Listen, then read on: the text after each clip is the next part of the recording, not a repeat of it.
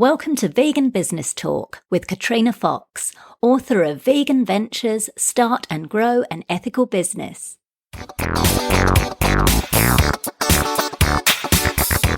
Hello and welcome to episode 62 of Vegan Business Talk. I'm Katrina Fox, journalist, author, media and PR coach, copywriter, editor and proofreader, and founder of Vegan Business Media, a content, events and training platform providing success tips for vegan business owners and entrepreneurs.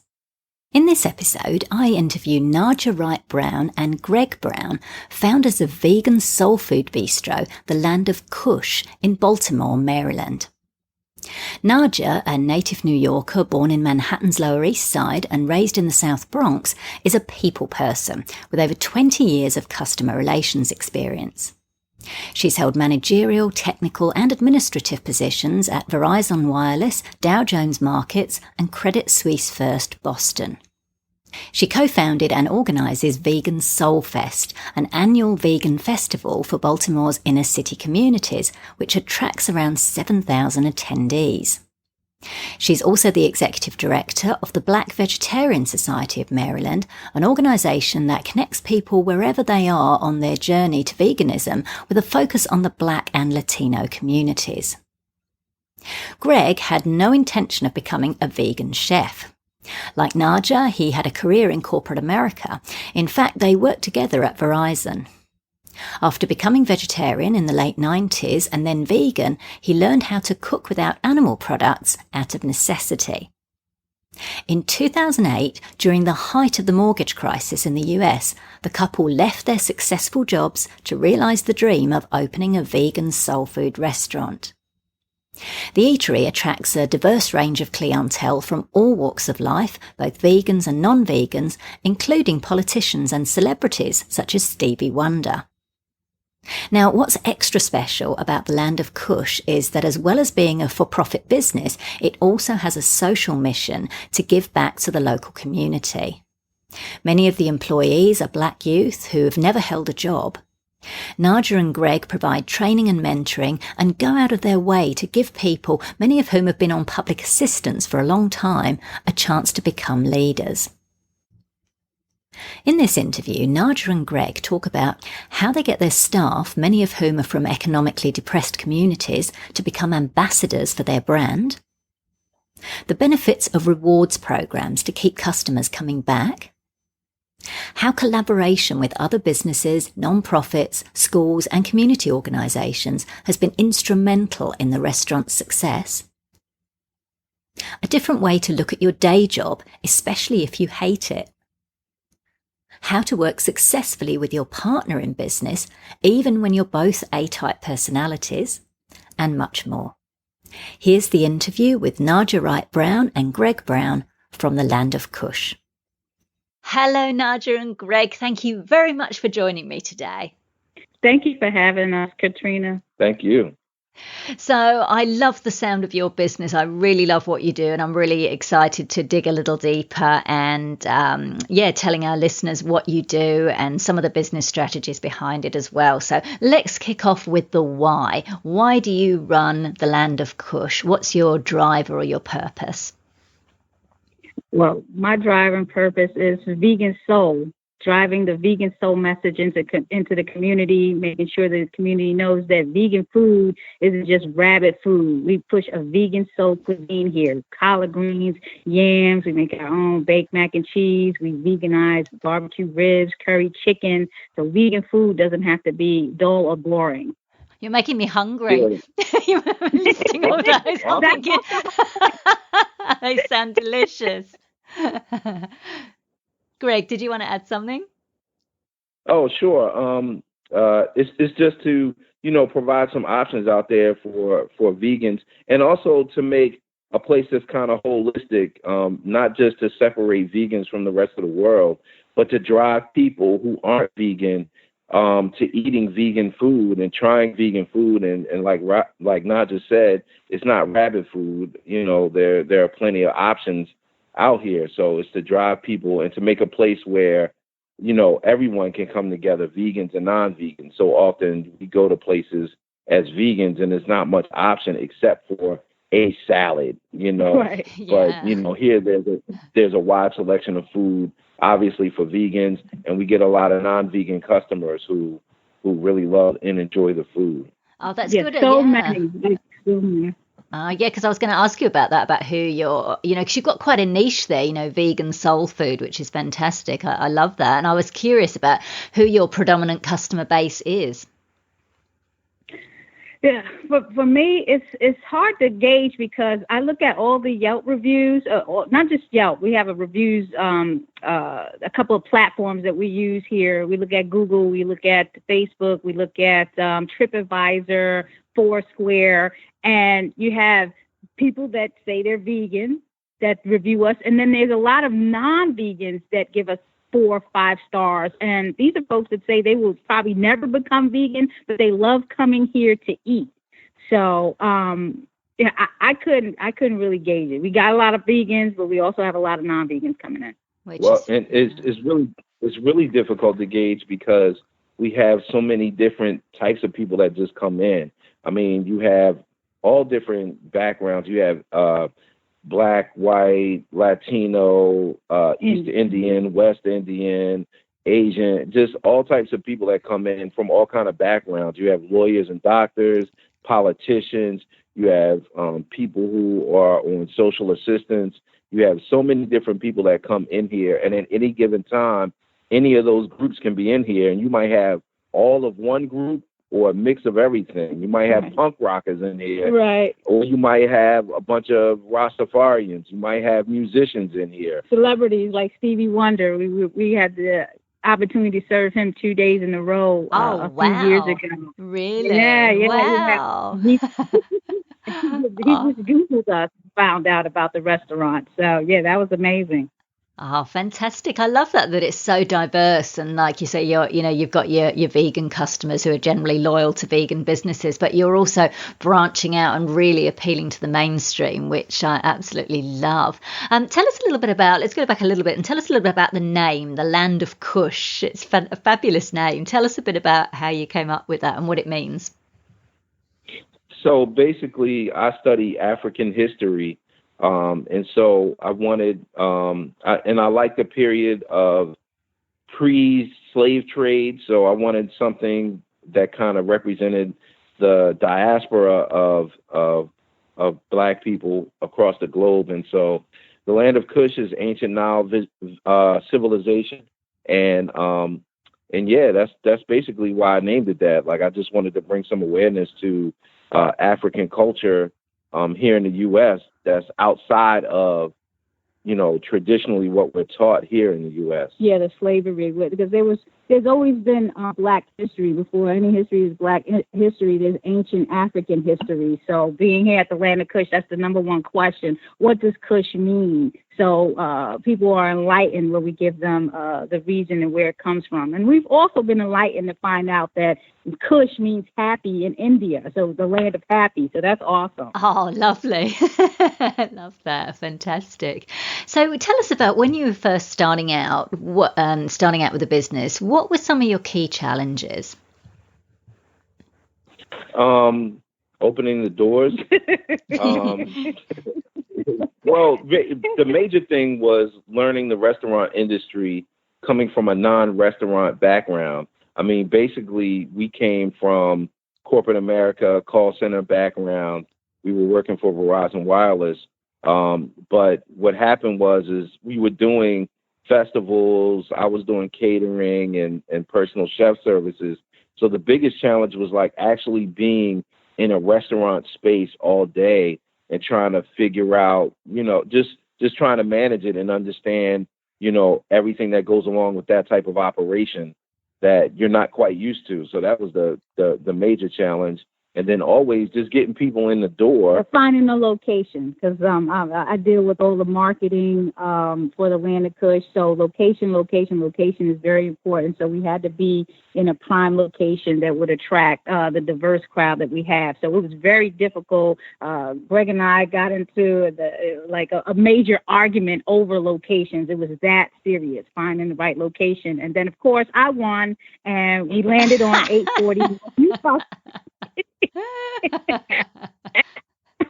because the goal was we had to live upstairs because we're not restaurateurs. We're just learning this. So we had to be close to the business, not somewhere 20 miles, 30 miles away. I wanted us to be close because I knew it was going to be long hours, and I was not budging from that goal. Well, it's smart. It sounds like a very, very smart idea. It's very strategic. I love that. That's fantastic. Because it's true, like particularly with the restaurant trade, it's quite a difficult industry. You often see, restaurants opening and then they close because a lot of people don't realise what's involved. So I love that you did all that research and you really came up with some practical strategies like don't live too far away from the business, particularly if it's not an industry that you're in. So that's fantastic. So what about then as you've grown, because you've become a successful business, you're serving celebrities and like Stevie Wonder, which is fantastic. How have the challenges changed as you've grown as a business? Finding the right employees that fit our business. That is a never-ending challenge. We continue to go through it right now as we're looking to place fill three positions. So, and Greg could definitely speak to that a little bit more. I interview the candidates. I try to make sure that, they have strong personalities, but also pleasant, strong, because we want leaders in the business that are interested in learning the business and increasing their business acumen. It's very, very difficult to find that in the market that we're in. Right. And then also, it's at this point, it's learning how to grow the business beyond where we are, because, although we've always talked about franchising the business, now we're at the point where, that's a definite reality. And, first of all, it was just getting the doors open and being open and staying open. And now that we've obviously succeeded in that, now we're at a growth point where, okay, well, what do we do? How do we expand the business? How do we grow from this level to the next level? So obviously, like Naijha said, finding the right employees is part of that. But then just, learning, how do you open up a second location? How do you manage two locations at the same time? So those are kind of the challenges that we're facing right now. Got it. I like that you touched on the staff there, because I think one of the really cool, fabulous things about your business is that a lot of your employees, you employ local Black youth who maybe haven't had jobs before. So can you talk a little bit about that? Yes, we definitely pride ourselves on employing from within the community, because obviously this is an economically depressed city. So we want to make sure that we are outreaching to the community, letting them know that, when there are jobs available, we will look at you. A lot of times, if you have a background, as long as it's not, you killed or murdered somebody, maybe we'll take you in. But we are open and fair. And we just want people that are hungry to learn, that want to be here, not just to be here for the dollar, but to be here for the business, for the customers that are paying their salaries. And some of the youth get that, and unfortunately, some of them don't. Yeah, so it's obviously a target for us. I'm Black. Naijha's Black Latino, and she comes from urban area. I grew up in an urban area, so it's obviously part of our mission is to give back, because it's not just a restaurant, it's a social mission as well. Obviously, just from being vegan, it's a social mission, right?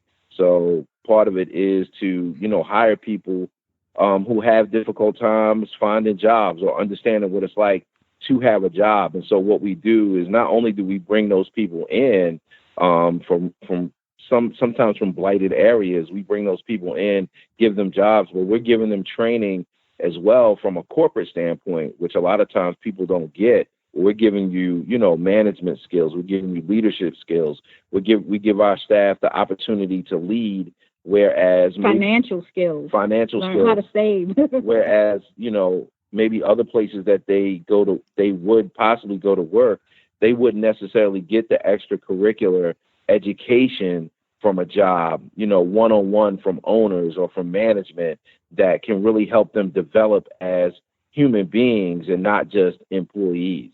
As a matter of fact, I had an interview. I interviewed a young woman yesterday. Now, we just had a little snowstorm. I had 4 interviews scheduled. She was the only one that showed up.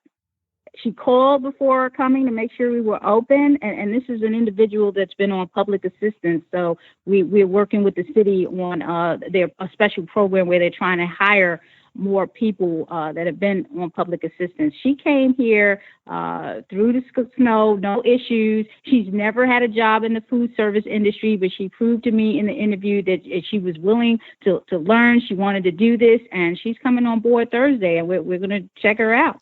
Oh, fantastic. I love hearing this. It really just makes me, makes my heart feel so warm hearing this, because it's so refreshing to hear. And it's interesting you say that, tell me that story today, because today we went to the computer store to get something, and there was a big chain of computers or electronic stores here in Australia called Dick Smith, and they basically went bankrupt about a couple of years or so ago. And one of the guys in this other store, he's now got a job in this different company, and he was saying how, like, they did so many awful things, like the staff were given gift vouchers, but then they weren't able to spend them because the company went bankrupt. They changed all the contracts. So like the long-term staff were supposed to get payouts depending on how long they'd worked there, but instead they redid all the contracts. So everyone was like on new contract, like really like, horrible stuff. They obviously knew they were going to go under. And, this poor guy, he was saying, and of course we're on the front line in the computer stores. They were the ones getting all the,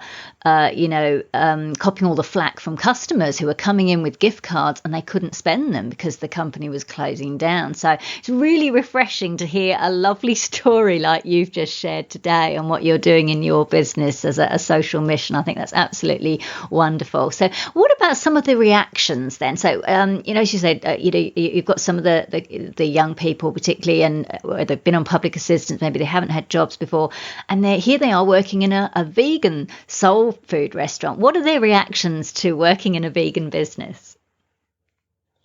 So I think it's exciting for them, because I think a lot of times young people, they like new stuff, especially in this age of technology, everything new, information. And because it's a new job for them and it's a vegan restaurant, they're learning something new. They're learning about veganism.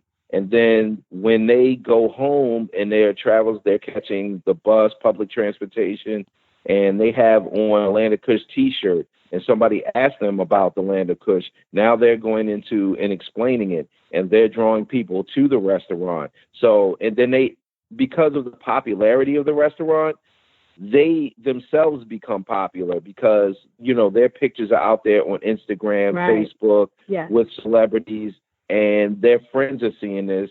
And so, it becomes a popular thing for them. It's exciting. It's brand new. It's something that people don't know about. And so they're explaining it because their circle of people don't know about veganism. Now it's somebody who's learning about veganism is now explaining veganism to someone who hasn't heard about veganism. And so it's an interesting dynamic for them. It's brand new, and I think it's exciting for them. They naturally become ambassadors, which is awesome, which is what we want them to do. And they, on top of that, the continuous learning, even in the industry. We just had a eco hip hop artist here last Friday during a meetup, eat up event that we had, DJ K-Bum. So they started to learn about, he was here. And the whole eco hip hop, what is that? And he actually performed for customers in the restaurants. They got to see all that. So what's new is different. So they're constantly learning something while they're in here. So it's incredible. And we're happy to offer that to the employees, that experience, that vegan soul experience. Fantastic. And then also they're learning how to prepare vegan food. Yeah. So now they're, even though they may not necessarily have a food background, but even the ones that do, now they want to expand their knowledge of cooking. And the ones that don't, they're preparing food, maybe salads and things like that. Then because they now like the salads, they're eating the food, they know what they like. And so now they're taking the stuff home to their families, and they're like, well, I can make this at home. And now they're preparing vegan food in their own homes. And the samples we get all type of vegan samples. We just brought in some vegan cupcakes, different flavors, and they're buying them by the dozen now. Like, when we order, it's not just the customers, they're ordering vegan cupcakes by the dozen. And on top of that, they get to make smoothies for themselves. So, it's all fun. Oh, that's amazing. How fantastic. Now, let's talk a little bit about competition. There's now more vegan restaurants than ever, particularly as the plant-based trend grows. I mean, obviously, you've got a little bit of a niche going on with vegan soul food. Are there any other ways you go about kind of standing out within the vegan business arena and also just in the general business and restaurant arena to maintain that steady flow of customers? Because you mentioned earlier you've opened the doors, you've now got those customers coming in. What do you do to kind of stand out and continue to maintain that? We reward our customers for coming back. So there's a special loyalty program that we have found out we're the only one in the city using, and only 9 companies in the state of Maryland are using. It's called Loyalty Rewards. So our customers get paid to come back and eat with us. So we continue to reel them in with these rewards. So they get award certificates when they spend a certain amount of money. They get yearly certificates for their anniversary. They get birthday cards, anniversary cards. Their family members, if they sign them up onto the account, they get birthday cards as well. So just showing that appreciation that you're here, you're supporting us, here is our give back. So that's one of the things that we're doing to maintain the flow of customers into the restaurant. The other piece is that, like I was mentioning earlier, is that we're not just a restaurant, but we're a social mission.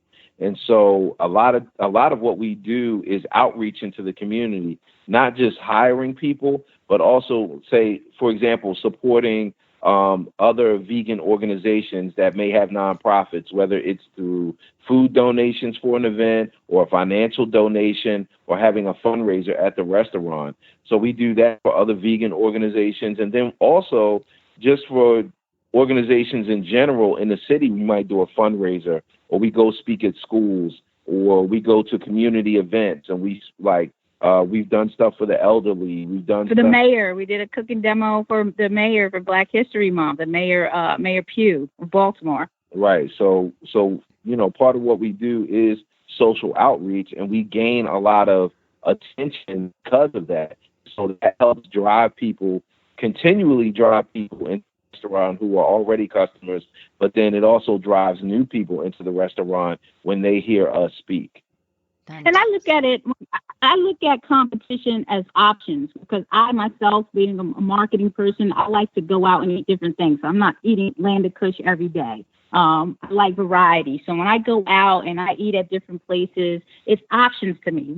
We can use more options in different styles and different type of cuisines. So we know it's competition, but I look at it as options. There's options for everyone. I love that. I get the impression that you guys are very big collaborators, because I was going to ask you about that. So instead of seeing other business or other restaurants as competition, they're more like collaborators. Can you talk a little bit about some of the maybe joint ventures or collaborations that you've done with other businesses, whether that's other restaurants or other vegan businesses? That's a good one. So part of what we do, there's a vegan business called Pet Foods. We collaborate they do a vegan living program, which is basically a support group. It's a week-long educational sessions that go on about learning how to become vegan and what it means to become vegan. So we partner with them. It's actually Open the Cages Alliance is the organization that puts that on. And then Pet Foods is a collective. They're a collective of vegan businesses, and they shop around their product. They make their own cheeses. They make their own sausages, like vegan sausages, mayo, and things like that. So definitely we can continue on. So we partner with them on that, and then one of the organizers for Open the Cages and as well as Pet Foods, Brenda Saunders, my wife, and Naijha and her partner to do Vegan Soul Fest, which is a vegan festival here in Baltimore that they put on that will attract, this year will probably be about 10,000 people will come out for that festival. Wow. Yeah. So I'm a collaborator. I love to collaborate. So myself and Brenda were sitting in the restaurant talking about festivals. You know, I go to Veg Fest and she attends Veg Fest, and you know, we thought it would be great to bring something like that to the inner city of Baltimore, because there aren't any Veg Fest in the actual city, maybe in the county. And so in 3.5 months, this was in 2014, 3.5 months, we said, hey, we're going to do this. And we thought it was going to be some little shindig thing, couple of hundred folks, little vendors. We outgrew the building. We did it at we held it at the Downtown Cultural Arts Center, which is not too far from our restaurant.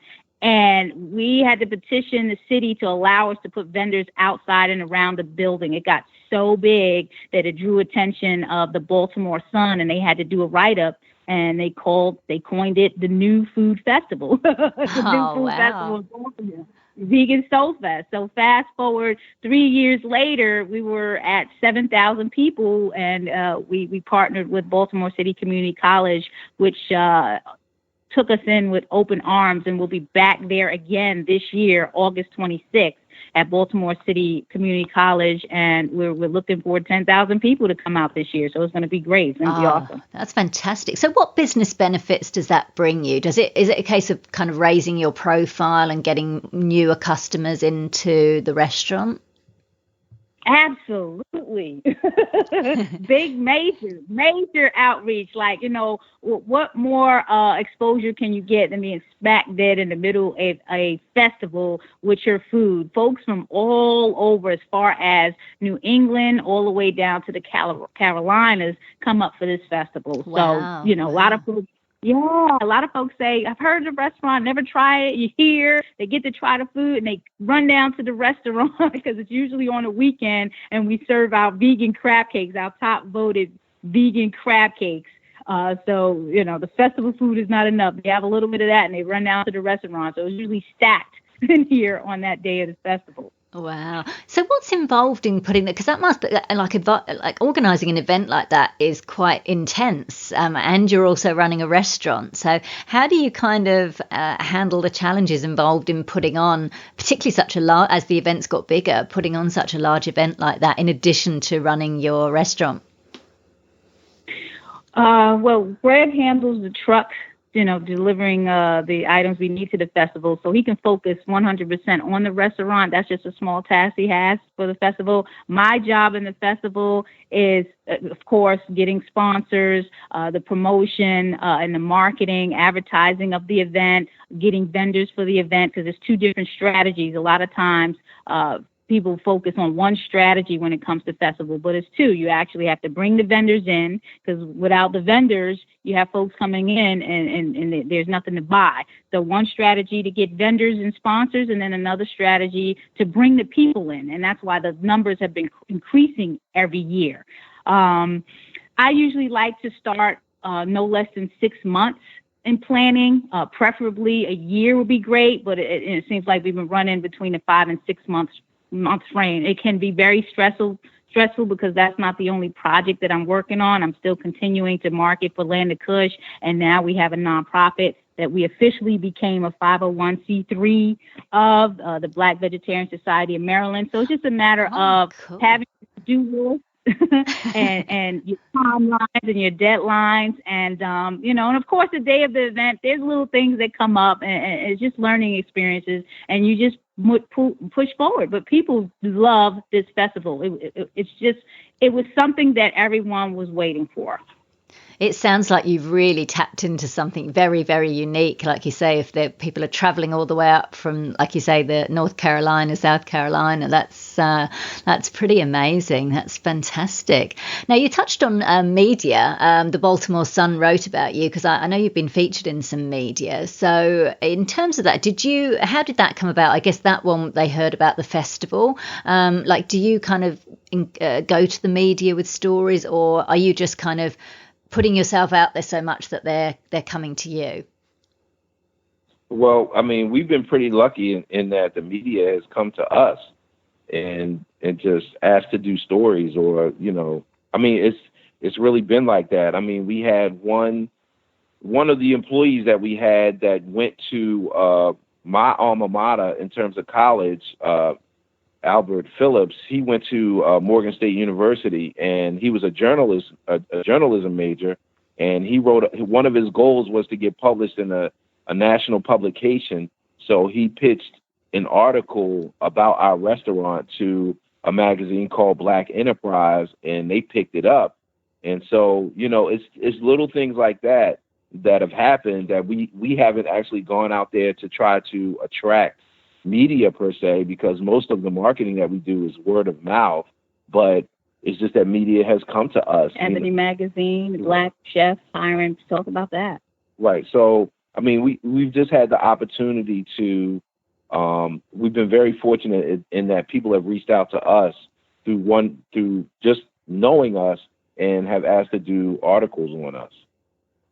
Yeah, Greg got featured in Ebony Magazine, Black executive chefs that are hiring Black male youths in the community. So that was a major feature that he got, and they reached out to us.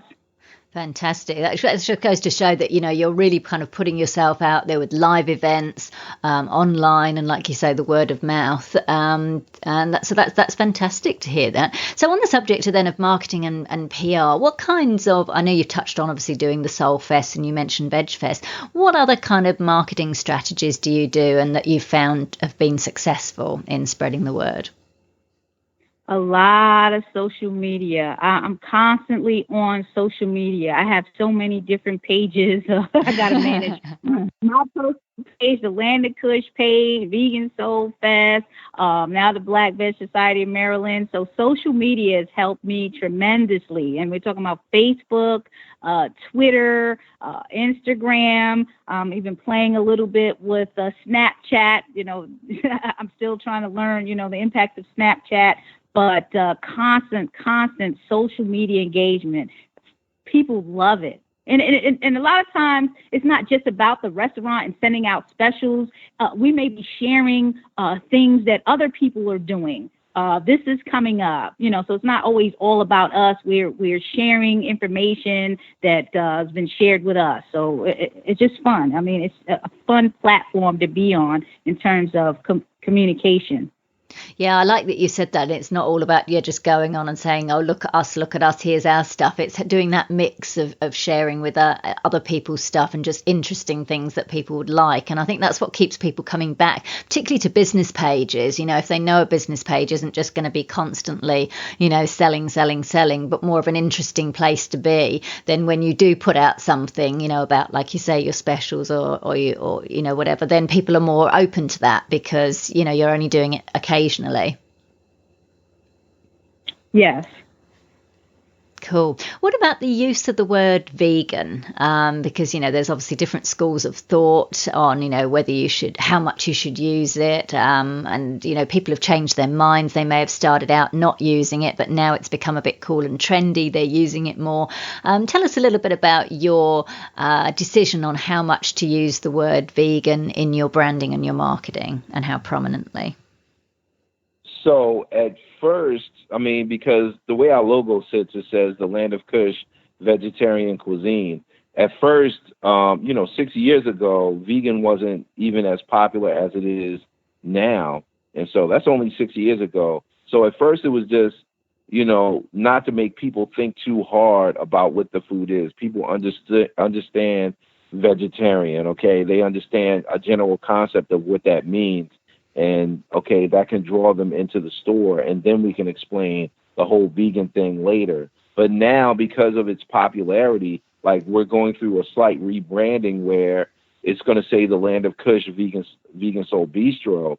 And so, just playing on the whole word vegan, because now people are more aware of the word vegan, whether it's through social media, whether it's through entertainers. You have actors, actresses, musicians that are all now going vegan, and they're using this word prominently. So now people know about being vegan. That you hear it from non-vegans. They talk about vegan. Even in commercials, you hear meat companies really going after vegans. Like you hear commercials from the meat industry that attack not necessarily attack vegans, but they're being very cynical towards vegans in marketing their product. So just by the use of the word vegan, even in that setting, has said a lot that, okay, this is a word of popularity and it means something, and that the general public recognizes it. And because of that, okay, now we can use the word vegan more. Okay, good. That's great. That helps us grow, because that was part of the goal anyway, is to grow the idealism behind veganism and to grow it in the general public. Okay, now it's growing in the general public. Now let's take it even further than that. So now we're starting to use the word vegan more in the way we market the business. And to add on to that, yes, vegan, the word vegan can be very scary to some. For the Vegan Soul Fest, we purposely called it Vegan Soul Fest because we wanted to bring the attention to the word vegan. So that was a bold approach, and we hear it all the time, because a lot of times you hear veg fest, but bringing a vegan fest or vegan fest, folks are like, wow, you bold. That was a bold move, but we've successfully accomplished what we set out to do. Secondly, the word vegetarian, when folks, we have the local vegetarian cuisine, when they're questioning that, oh, you got cheese and dairy. No, we're pure vegetarian. And there was a time pure vegetarian, it meant it was still whole foods based. There were none of these other animal products. It was some. That's where the terms lacto-ovo or lacto-vegetarian, ovo-vegetarian. When I'm talking about vegetarian, it's pure vegetarian and plant-based. So, yeah, it depends on the project and what we're trying to do, whether we're going to use the word vegan or plant-based or vegetarian or vegan/vegetarian. It really depends on the project that we're working on. But yes, we are rebranding to be called Vegan Soul Bistro. Wonderful. And I love that you've associated, because when you think of soul food, like you say, most people think of the traditional soul food, like the fried chicken. And because you're now putting this vegan aspect or component to it, it really is demystifying, like you say, what vegan cuisine is about. So I love that you're doing that. That's fantastic. I always like hearing about, people's choice of the use of the word and whether to use vegan or not. So I love that you've been bold and that it's been very successful. That's fantastic. So for people who are listening, Naijha and Greg, and they're, maybe inspired by you guys, because how could anyone not be inspired by the two of you? And they wanted to maybe start their own vegan run business, whether that's an eatery or some other kind of business. What advice would you give to them? What should they take into account before taking that leap from being employed to self-employed and running their own business? I definitely say save up, have some sort of opportunity savings. I say opportunity because, this is money that you're not sure where it's going to go yet. You're hoping for the best, but you have to prepare for the worst. So have some type of cushion laid out. Do your research, know what you're getting into. How do you open this business? What type of licensing and the certificates do you need to start it? And you should be building your business before you even leave your company. You should be selling your product, like what Greg mentioned earlier in the interview, the personal chef services, the catering, doing festivals. You should be doing all these things to build your fan base. While he was out there doing that, while we were at festivals, I was collecting customer information. I was collecting names. I was collecting email addresses. So it wasn't this thing that once we got the location, now we're trying to figure out who we're going to market to. No, we had a customer base that, we still have a customer to this day. Our very first customer that he used to cater to, she comes to the restaurant to this day. So you need to be building your customer base, marketing from day one. I would say have a nice cushion because we are self-funded. We don't have any loans out on the business. So you really have to gauge how you want to move forward financially. Yeah, and I would say, just like Naijha said, sell your product. Don't wait to open the doors of a business to sell your product. Like while you're working for someone else, start producing your product and selling your product. If you sell one, you're in business, so sell one first. It starts like that, selling one dinner, one shirt, one pair of shoes, one video, one whatever. Make that product, sell that product. And also believe in your product and yourself. No, don't wait for someone else to believe in your product and your mission. You believe in your product and mission first, because that's what's going to sell it. It's not everybody else that's going to sell your product. They'll tell people about it, but you're the one that's going to sell the product, because the business is based off of you and your personality, and that's what goes behind it. So, sell your product, sell yourself, and believe in it. I'm so glad that Greg said that, because when we opened the restaurant, when we officially were working on opening the doors to this restaurant, it was during the height of the mortgage crisis. So you can imagine what people were saying. We had these nice pushy jobs, decent money, excellent benefits, and folks were like, "You got to be out of your mind. I think you keep your job." So, and we push forward. We push forward, and 6 years later, we're a success.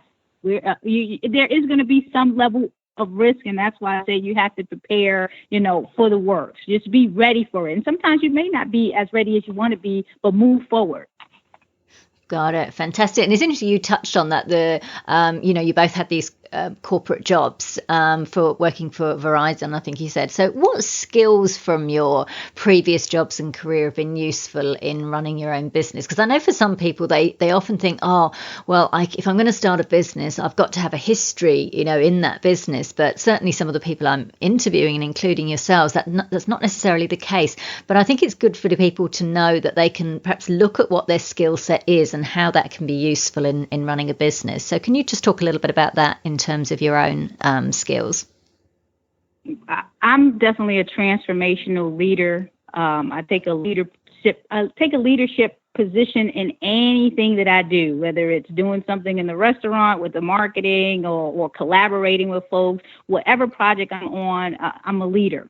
So I think those skills were developed at Verizon Wireless. As soon as I became a supervisor, people could see that I was a leader and I can influence people, coach and develop other people to be leaders, because that's important. As well as just the business acumen skills, understanding why are we in business and how do we build the business, and the relationships that we have to make. Relationship building is very important. Your reputation is very important, and understanding the value of that, because people look at that. When you recommend someone, you want to make sure this person has a good reputation before you recommend. So just knowing those things, and I feel I myself am a brand, and I walk like that. I am a personal brand in myself. So I would say, for me, obviously the leadership skills, but then also the customer service piece, because we came from customer service background. So obviously, very important. That's a skill set to bring that we bring to the table and bring to our customers. And what I would say to that in general is, you have to look at whatever you are doing or have done in your life as the foundations for what you're about to do. So being able to look back on what you've done and pulling skill sets out of that and applying it to what you want to do is vital. And you may not see everything at first, but when you go back and look, you may think like I'll just give an example. Like I worked in fast food when I was a teenager, not knowing I even had the desire to run a restaurant later in life. But those experiences, or I worked for an inventory company, and now I'm, managing inventory at a restaurant. And so the customer service piece from working at Verizon Wireless. So all your experiences that you've gathered haphazardly build up to, useful tools in your business to come. And so it's all of those things. I can go through so many details into, what I've pulled out from previous experiences that we're using now. But just as a general conversation, we often say we hate our 9-to-5s and we just want to get away from the 9-to-5, but it's not about that. Your 9-to-5 is your first funder for your business. Right. They put up the first money for your business because they're giving you a check. You're managing that money, And if you manage it properly, those are funds that you can use to start your business. Right. So, that's a skill. That's part of your skill set, is managing money. So, or whatever it is that you're doing, take pieces from that. Knowing metrics. And using it in your business. Your metrics, the quarterly reviews that we used to have at Verizon Wireless, that's definitely an understanding, because you're looking at monthly numbers, you're looking at how you're doing quarter over quarter, year over year. We run into folks that they have no clue what their numbers are. So knowing the numbers are important.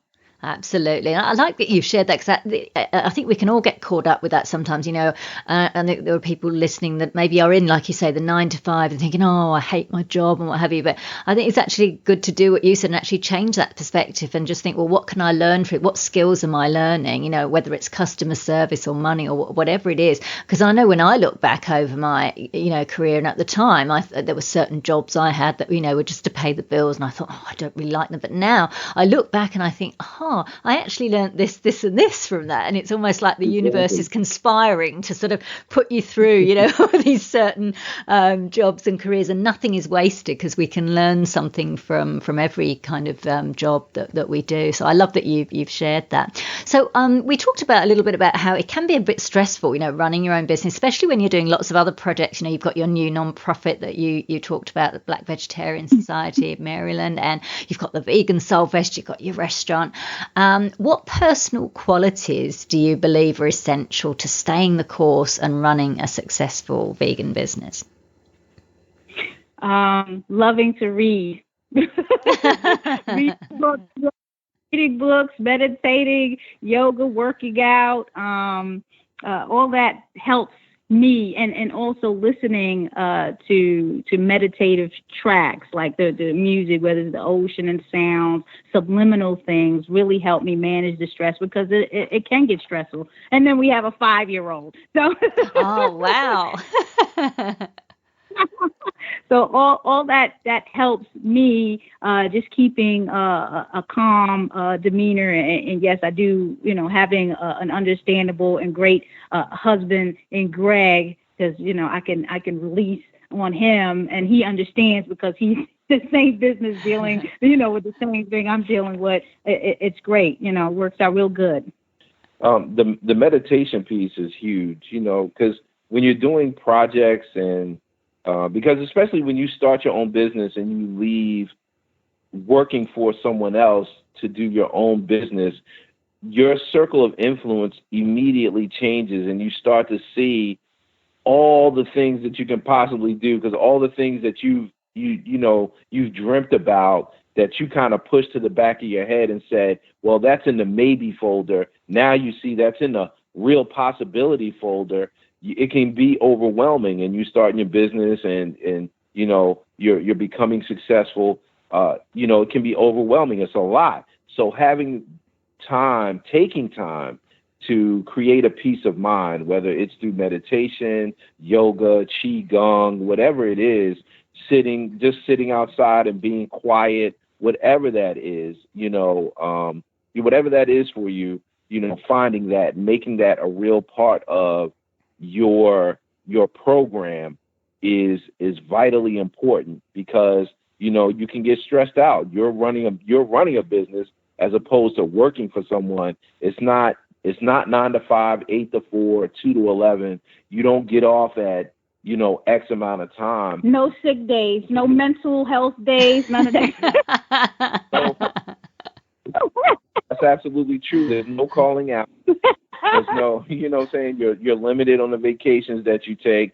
And so, you have to find a way to get a peace of mind, and so that you can think clearly, and that you're not, completely stressed out about what you're doing. Because these, for us is, 15 hours. During the festivals was 15 hours a day, but now it's 15 hours a day every day, because we're 7 days a week. So you have to, be able to take time for yourself and be okay with it. We've learned to make Baltimore a vacation spot. So we live here. Yeah, we get the mindset like we have to be tourists too. You know, we haven't taken a vacation in a while. The last time we've been outside of Baltimore on a vacation was when Yelp nominated us top 100 businesses in North America, and they sponsored a trip for us to go out to San Francisco. And this was, I think it was in 2015. So that is the last time that we've actually been on like a 4 or 5 day vacation away from the restaurant. And I'm waiting for the next one. Fantastic. That's so important and so timely what you say. I can really relate to that, because sometimes you feel like, you know, you've got so much to do and you feel like you've just got to stay in that spot and keep doing and doing. But that can just end up making you feel more stressed. And so you think, well, I can't afford to take time out. But when you actually do take that time out, whether it's going to the gym or going for a walk or, like you say, doing some meditation, everything, it kind of re-puts things back into perspective, and you can actually be more productive when after doing that, which was something that it took me a little while to get it, and sometimes I forget. And so talking to you has been a good reminder. So I'm really glad that you shared that. So that's what I wanted to ask you then. You talked about, you know, there's the two of you, you're a couple and you've got a child and you've got a business and you're working these really long hours. And I think you touched on earlier that when you were looking for the location, you had some kind of fierce debates and stuff. Have you got any, obviously it can be a bit of a challenge for couples living and working together. Any tips that you could offer others in this situation? Submit. I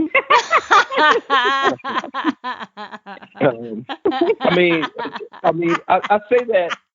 I'm laughing, you know, because my partner Tracy says to me, "Oh, happy wife, happy life." So she kind of does the similar thing to me. I'm the one, I'll be going, "No, we've got to this and keep pushing." And then in the end, she'll go, "All right, then, happy wife, happy life." So that's why I was laughing when you said that, Greg. It's an absolute truth. But you do have to learn submission because, you know, both of us are dynamic leaders in our own right and in different ways. And so, you know, you have to know when to, you know, kind of take a step back and say, you know, let the other person lead, you know what I'm saying? Instead of, you know, trying to be the leader all the time. It's not like when you're in a relationship, it is a relationship. So, you know, it's not always about you, you know what I'm saying? It's about the other person. And then it's about... so Greg can be a bully. Not at all. Only 7 days a week. But it's all about making things, you know, cohesive and working together. You know, knowing when one, you know, when your partner is stronger than you at something, and letting them be strong, and then knowing when your partner is struggling or may not be able to do something and stepping up. You know, so understanding that and having that balance. I mean, Naijha and I, fortunately, have always worked together. We worked in the, you know, same department for the same organization, or even when we were dating, you know, she would come over, she would be doing schoolwork for her master's degree, and I would be working on the business plan for the land of Kush. So we always kind of worked in the same environment together. So obviously that comes from years of practice, but I definitely would say, but it's definitely about, you know, submission and being humble and knowing where you're picking your place is. A lot of times with leadership, a good leader knows when to lead and also when not to lead, right, and allow someone else to lead. Right, and when to like follow. that. Exactly. Yeah, absolutely. Well, and you know, and not for nothing, you know, I took one of those Facebook analytics tests, and Greg happened to be my soulmate. So I guess that answers everything. Oh, I love that. That's such good advice what you give. And I think particularly for couples, like you say, who are both a kind of what we'd call A-type personalities, is I really like that you have to kind of go, okay, now it's your turn to lead or to shine, and then another time now it's mine, and that's really, really great advice that you've given there. And it goes to show that you can still, because sometimes people think, oh, if you're in a relationship, one person's got to be the more naturally dominant and the other is kind of naturally more passive, what have you. But that's not necessarily true. And I like that you've both shown how, you can both be, like you say, dynamic in your own right, and that can still work. So I really love that you've shared that. That's fantastic. So this has been lovely. You've shared some wonderful information, and obviously you've got the Vegan Soul Fest coming up again for this year. What about your kind of anything else you'd like to let us know about, or what your long-term vision is for the Land of Kush and for yourselves? So for the Land of Kush, we're looking to franchise the business. I mean, we've been successful with this one location, so now we're looking for a second location and looking at the opportunity to franchise the business nationally, if not globally. And so that's part of it. And then I think both of us have our own personal goals that we want to write books and do public speaking. And I want to get the reality TV in there. I have a little background in TV and film, and I think a reality TV show outside of what we've seen with, let's say, some of the chefs, a different flair, a House of Kush type of deal would be good. So I'm working on this concept and what it needs to look like. We've done a cooking show DVD, where we've sold 300 copies, and we're working on a second version of that. So look forward to that. And fantastic! Oh, well, let us know when that's out, and we'll announce that on another episode in the Vegan Business News Roundup, because that sounds fantastic. Wonderful. Or a radio show. So we're working on that as well. Oh, wonderful. Thank you both so much. That's been really wonderful speaking with you. I love what you're doing. Like you said, being both the business and a social mission. It's great that you're able to do both and still be profitable. I think it's such a wonderful example. And I'm really delighted that we got to do this. Thank you both very much for joining me today. Thank you again, Katrina, for having us. So that was Naijha Wright-Brown and Greg Brown from the Land of Kush. You can find out more at landofkush.com. And that link is on the show notes page at veganbusinessmedia.com/podcasts. I'm going to episode 62. Now for our Vegan Business News Roundup. More proof that anything can be veganised. Last week, you may recall I reported on the launch of a packaged vegan brioche bread by Canadian bakery Osery. Now the Canadians are taking the lead with the launch of the country's first vegan shish taouk restaurant, reports Montreal blog. Gusta is known for making artisanal vegan sausages, burgers, deli meats and cheeses, which are sold in grocers and independent retailers.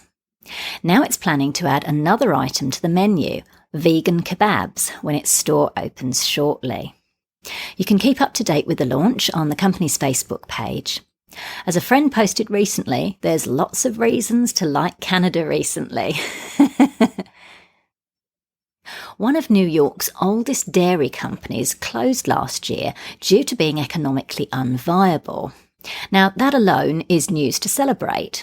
What's even better, though, is that Henry Schwartz, who operated the family-owned dairy plant Elmhurst Dairy, has launched a range of plant-based milks, reports Veg News. Elmhurst Milked launched last week at the Natural Foods Expo West trade show in Anaheim, California.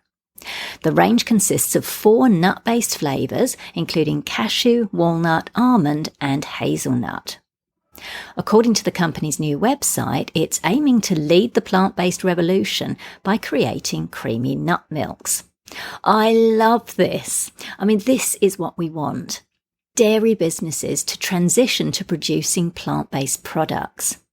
Often animal advocates and vegans are criticised for wanting to put an end to animal agriculture industries. We're accused of wanting to put farmers out of jobs, but actually what we're after is creating an economy based on ethical products which are beneficial to people, animals and planet. I really hope Elmhurst Milked will be the first of many companies to ditch dairy and switch to 100% producing plant-based milks. New figures released this week show the continued massive growth of the plant-based sector. Data released by the Plant-Based Foods Association via SPINS, a retail sales data company for the natural and specialty products industry, showed plant-based milk sales topped $4.2 billion over the past year, with 13.1% growth for refrigerated products in the natural channel.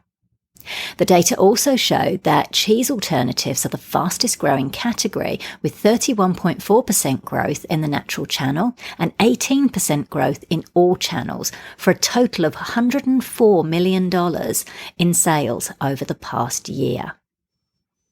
Plant-based meat exceeded $606 million in sales last year, with refrigerated meat alternatives experiencing especially high growth at 15.9% in the natural channel.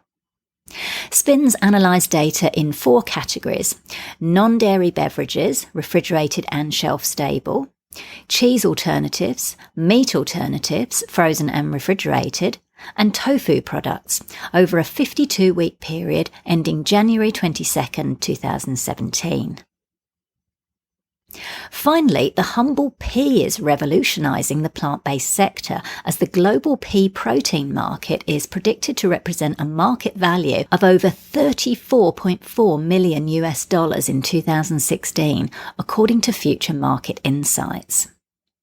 North America will continue to lead global demand and increase its revenue share to 35.3% in 2016. In the long term, Future Market Insights estimates global revenues of pea protein to surpass $104 million by 2026. Wow, the future really is looking rosy with this massive growth in plant-based foods. I'm not particularly a numbers person. I do a lot better with words, but I love these kind of numbers. Let's hope they continue to grow. So that's it for this episode of Vegan Business Talk. Thank you so much for tuning in. If you enjoyed the show, I'd really appreciate it if you gave it a review and rating on iTunes or any other platform you're listening on. Finally, I encourage you to head over to veganbusinessmedia.com, where you can find more resources, including details of my media and PR consultations, copywriting, editing and proofreading services to help you grow your vegan business. I'm Katrina Fox, author of Vegan Ventures, Start and Grow an Ethical Business, and I look forward to catching up with you in the next episode of Vegan Business Talk. Bye for now.